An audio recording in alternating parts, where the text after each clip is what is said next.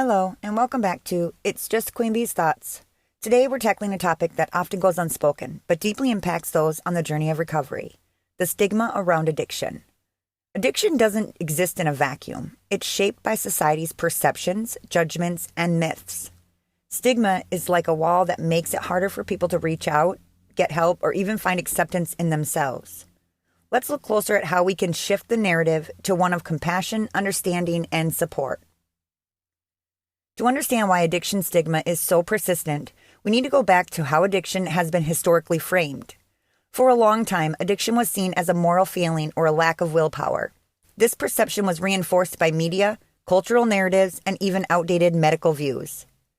The notion that addiction is purely a choice made by someone weak in character is a misconception.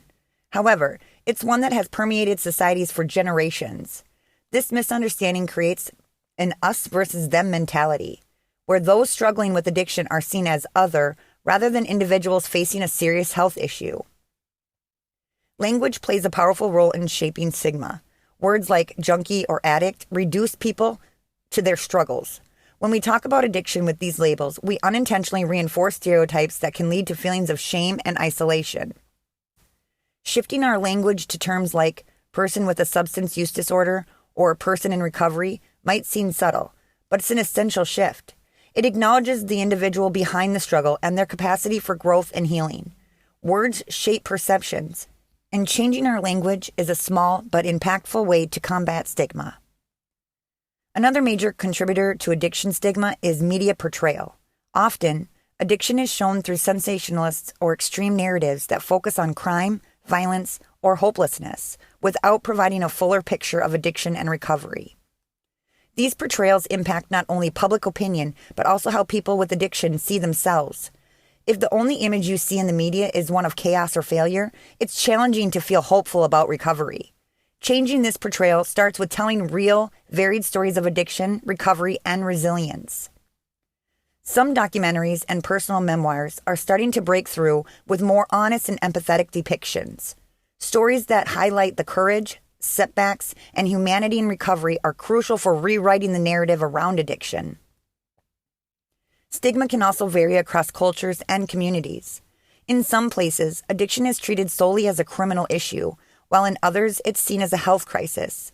Cultural beliefs and values can play a huge role how addiction is perceived and addressed. Understanding these cultural differences can help us develop more inclusive and compassionate support systems.